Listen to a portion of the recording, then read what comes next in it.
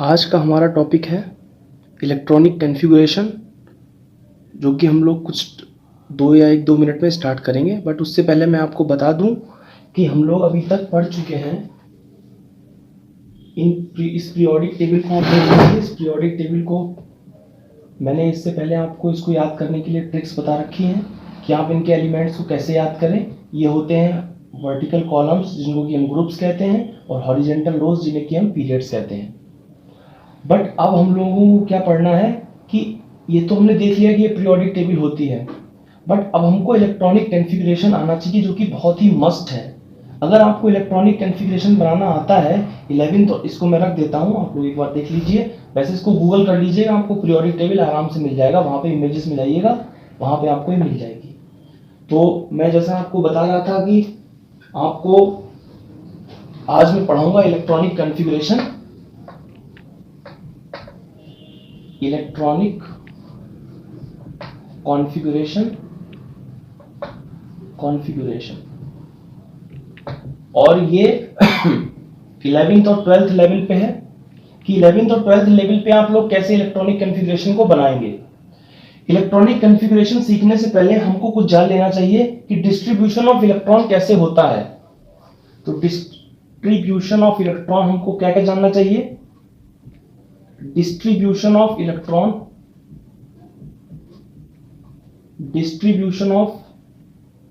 Electrons आना चाहिए हमको कि किस शेल में किस सब शेल में कितने इलेक्ट्रॉन्स होते हैं। और सेकंड पॉइंट है कि हमको आना चाहिए ऑफ बाउ रूल, और हम इसको बोलते हैं N+L रूल। ये आना चाहिए हमको। तो ये दोनों मस्ट हैं, ये दोनों चीजें मस्ट हैं। और पीरियोडिक टेबल हमने देख रखी हो, और एटॉमिक नंबर्स तो आने ही चाहिए आपको, एटॉमिक नंबर्स तो आने ही चाहिए। तो चलिए अब शुरू करते हैं एक एक करके, और सभी चीजों को हम पढ़ेंगे। उसके बाद हम इलेक्ट्रॉनिक कॉन्फ़िगरेशन पे अच्छी कमांड हो जाएगी हमारी।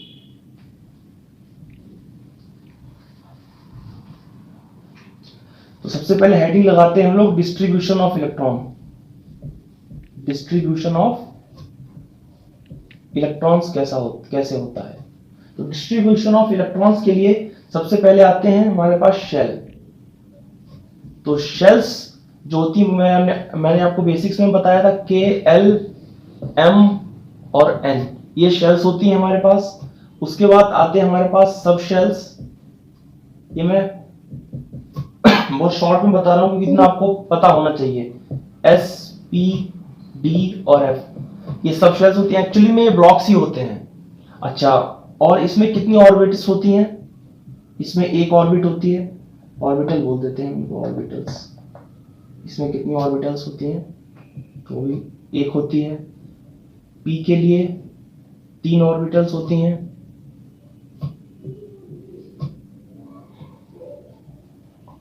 D के लिए 1, 2, 3, 4, 5 ऑर्बिटल्स होती हैं। और F के लिए 1, 2, 3, 4, 5, 6 और 7 ऑर्बिटल्स होती हैं। और यहीं पे एक आप पॉइंट लिख लें कि each orbital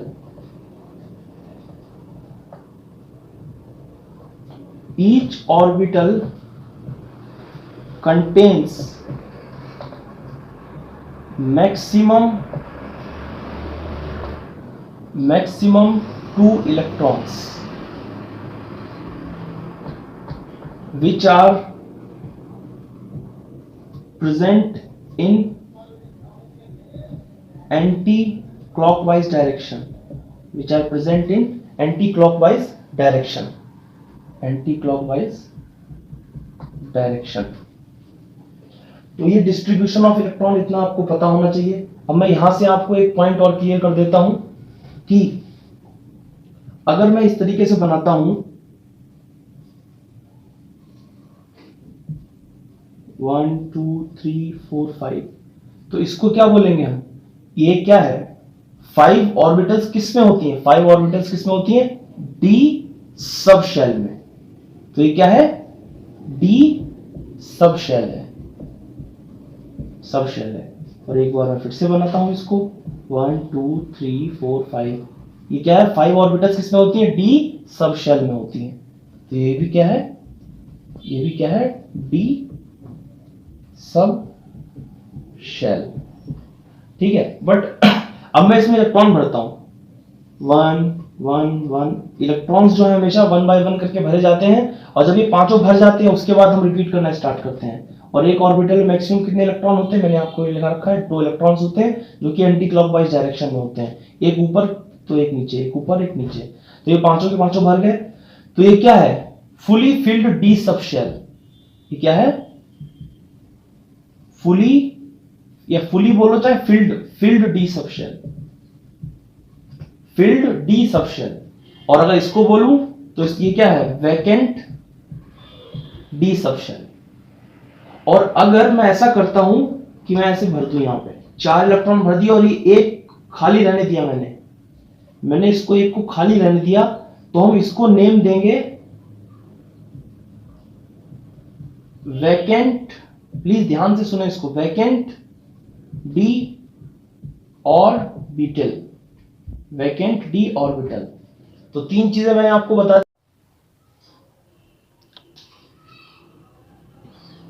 Please watch the video till end and also watch the next video which is going to be very important. और please like, subscribe and share, क्योंकि जो नेक्स्ट वीडियो आ रही है उसमें ही हम इलेक्ट्रॉनिक कॉन्फ़िगरेशन को पूरी तरीके से कंप्लीट कर पाएंगे। तो प्लीज आप ज्यादा से ज्यादा शेयर करें इस वीडियो को, जिससे कि और बच्चे भी इसको देख पाए। Thank you. चलिए अब हम लोग नेक्स्ट पढ़ने जा रहे हैं। नेक्स्ट पॉइंट अपना ऑफ-बाउ रूल। और ऑफ-बाउ रूल 7 पीरियड्स के लिए है, और उसको हम कुछ इस तरीके से फॉलो करते हैं। इसमें पहले आता है 1s, उसके बाद 2s, 2p,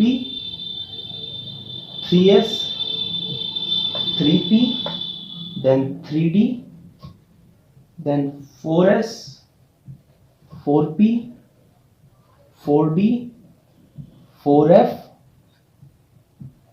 5s, 5p, 5d, 5f, 5g,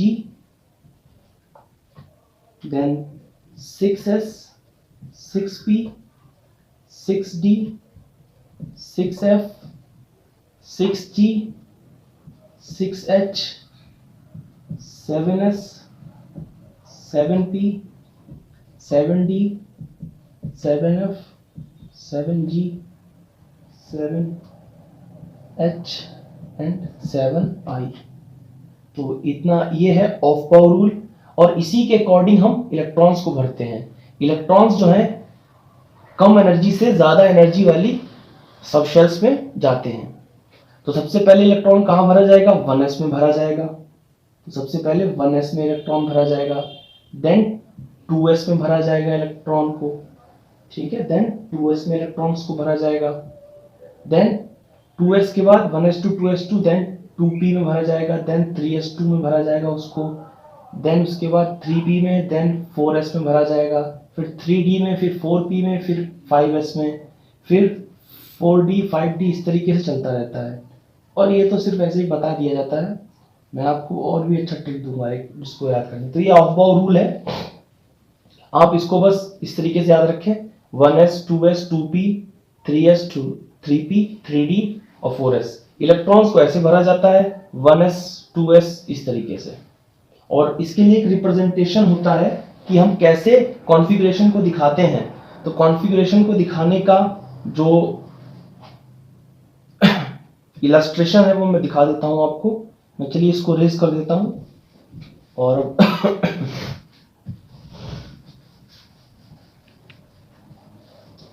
configuration को दिखाने का ये है कि representation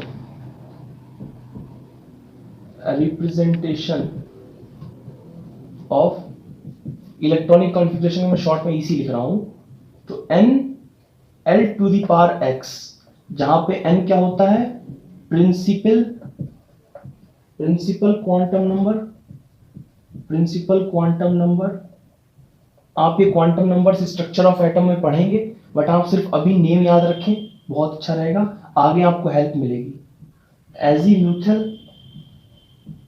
azimuthal quantum number,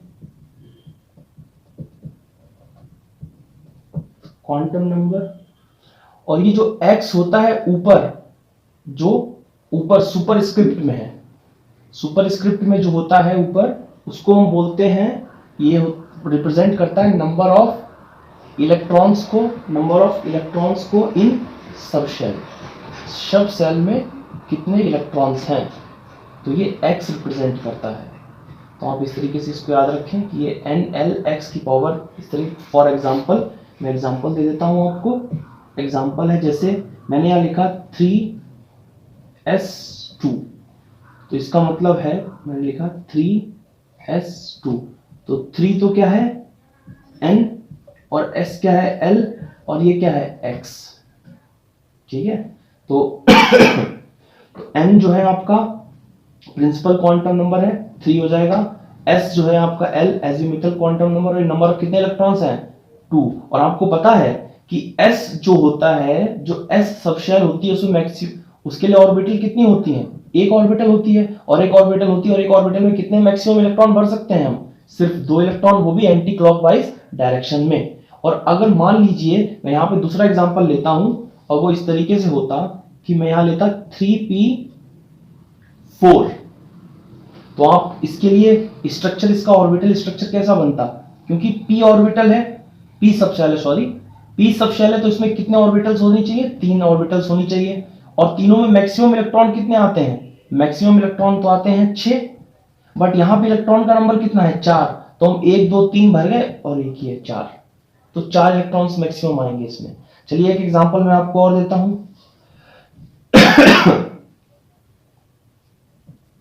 3d7, तो इसके लिए कौन सी सबशेल है, d, तो d में आप बताइए कि कितनी ऑर्बिटल्स होती हैं, d में ऑर्बिटल्स होती है 1 2 3 4 और 5, कितने इलेक्ट्रॉन्स है इसमें 7, बट 7 हम ऐसे नहीं भर देंगे डायरेक्टली, तो पहले में 1 1 भरना पड़ेगा, पहले 1 1 भरा, और ये कौन सा रूल बताता है कि 1 1 भरना है हमको, हुंड्स रूल बताता है हमको, और ये 1 1 भर दिए तो ये 5 हो गए, फिर उसके बाद 6 एंड उसके बाद 7, तो इस तरीके से हमको इलेक्ट्रॉन्स को भरना होता है। तो ये ऑफ बाउंड रूल हो गया। ऑफ बाउंड रूल के बाद मैंने आपको रिप्रेजेंटेशन ऑफ इलेक्ट्रॉनिक कन्फिगरेशन इस तरीके से दिखाते हैं, मैंने एग्जांपल्स भी आपको दे दिए। और अब हम मूव करते हैं आगे के लिए, कुछ इंपॉर्टेंट पॉइंट्स को लिखने के बाद हम आगे बढ़ेंगे। तो उन कुछ इंपॉर्टेंट पॉइंट्स को मैं लिख देता हूं, आप लोग इसको कॉपी कर लें और प्लीज इसके नोट्स बनाते चलें, जिससे कि आपको काफी फायदा होगा आगे। चलिए, तो एक इंपॉर्टेंट पॉइंट है ये, इसको आप नोट करें। Period number of an element represent total number of shells and balance shell.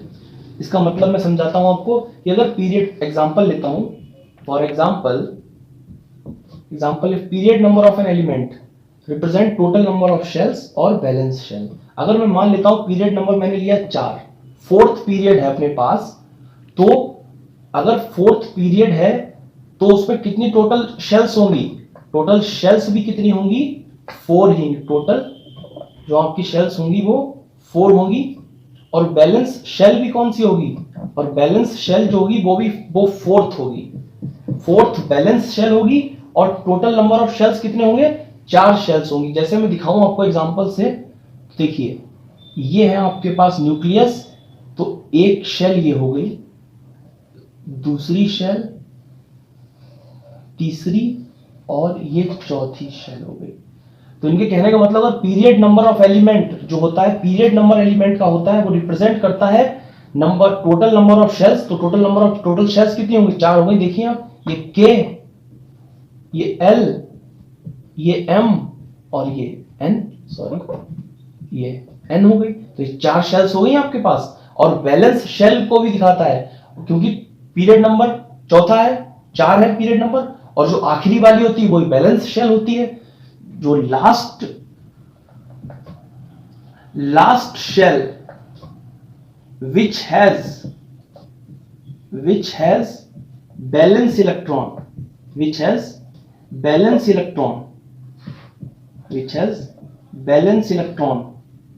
are known as balance shell, balance shell.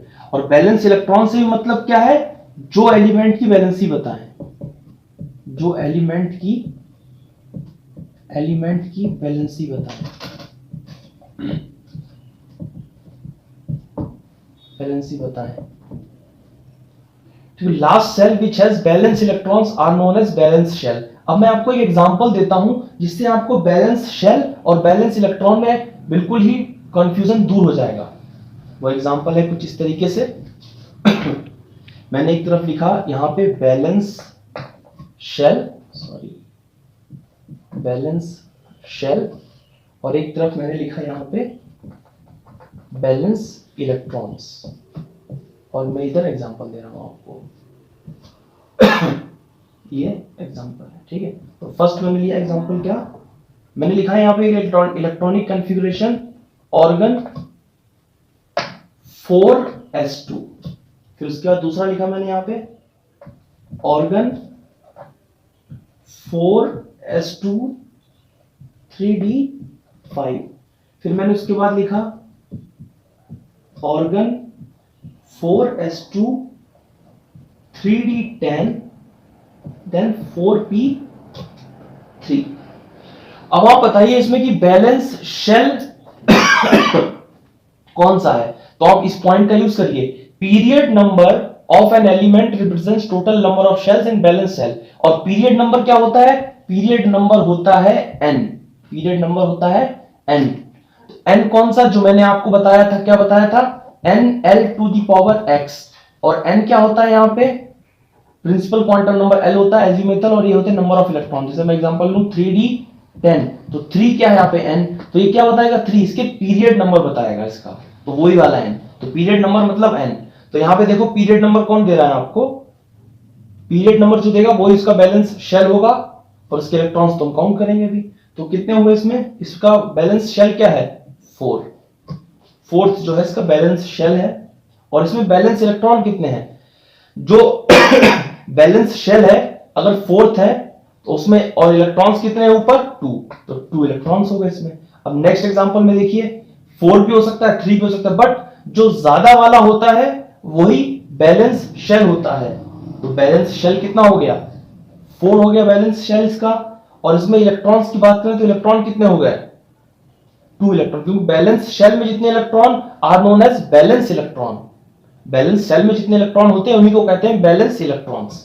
अब इसको एग्जांपल को देखिए ध्यान से, इसमें 2 जगह 4 आ रहा है, एक यहां पे एक यहां पे, तो इसका बैलेंस शेल कौन सा होगा, 4th ही होगा, क्योंकि मैक्सिमम वाला होता है, ठीक है। बट अगर हम इसमें बैलेंस इलेक्ट्रॉन की बात करें, क्योंकि यहां पे बैलेंस शेल इस तरीके से है, s और p दोनों ही हैं, तो इनमें दोनों इलेक्ट्रॉन्स ऐड हो जाएंगे 2 + 3, तो बैलेंस इलेक्ट्रॉन कितने हैं 5। और इसी तरीके से आपको क्वेश्चंस पूछे जाते हैं, ये दोनों ऊपर वाले तो ट्रेलर होते हैं, ये जो है मेन, इस तरीके से क्वेश्चन पूछे जाते हैं। आपको एमसीक्यू में बना के दे देते हैं, नीट और आईआईटीज में ये क्वेश्चन ऐसे बना के दे देंगे, बोलेंगे इसमें बैलेंस इलेक्ट्रॉन कितने हैं, तो आपको पहले बैलेंस शेल देखना होगा।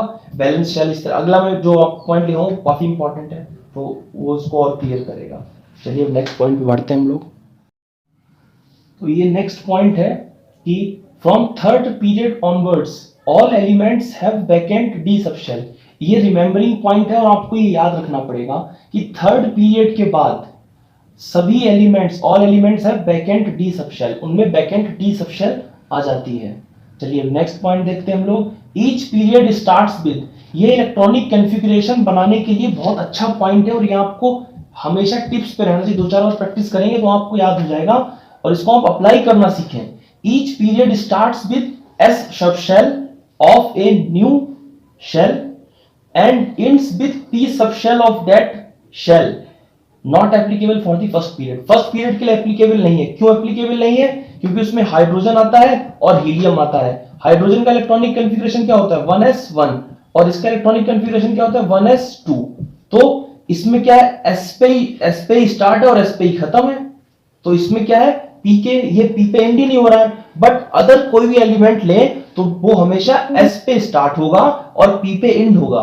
तो ये जनरल इलेक्ट्रॉनिक कॉन्फ़िगरेशन के लिए रूल है ये, कि हमेशा कोई भी इलेक्ट्रॉनिक कॉन्फ़िगरेशन होगी वो हमेशा s पे स्टार्ट होगी और p पे एंड होगी। और मैं इसके लिए अगर रीजन भी दूं ना तो ये रीजन होगा, मान लीजिए देखिए मैं आपको दिखाता हूं कि ये पीरियोडिक टेबल में उठा देता हूं।